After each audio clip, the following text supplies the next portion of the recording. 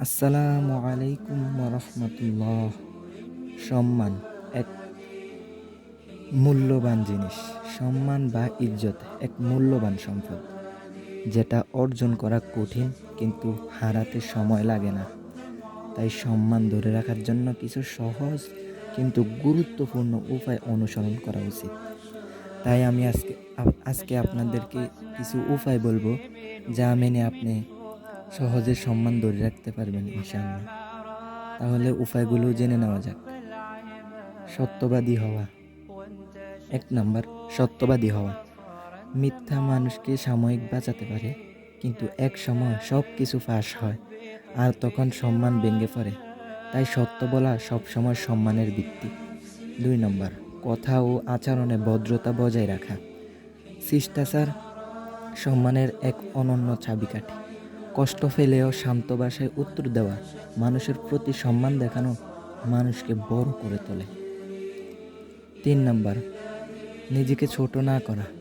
নিজেকে সব সময় হেয়ভাবে উপস্থাপন করা, অপ্রয়োজনে মাথা নত করা বা আত্মসম্মান বিসর্জন দেওয়া মানুষকে আপনাকে হালকা করে ভাবতে শেখায়।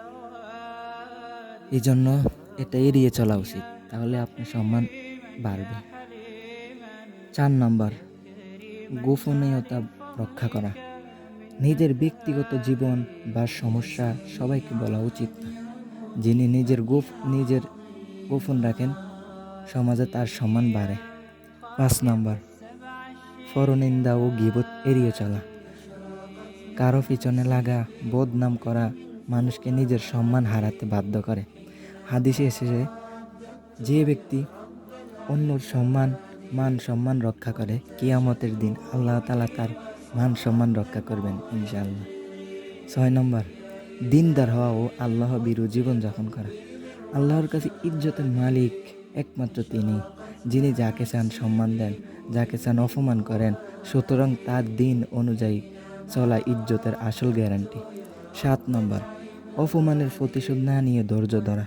যদি কেউ আপনাকে অপমান করে, সঙ্গে সঙ্গে প্রতিশোধ না নিয়ে চুপ থাকা অনেক সময় সম্মান রক্ষা করে। আল্লাহ তাআলা বলেন, যারা ক্রোধ দমন করে এবং মানুষকে ক্ষমা করে, আল্লাহ তাআলা তাদেরকে ভালোবাসেন। সূরা আলে ইমরান আয়াত নম্বর 134।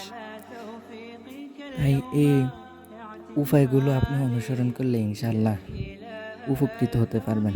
আসসালামু আলাইকুম রহমতুল্লাহ।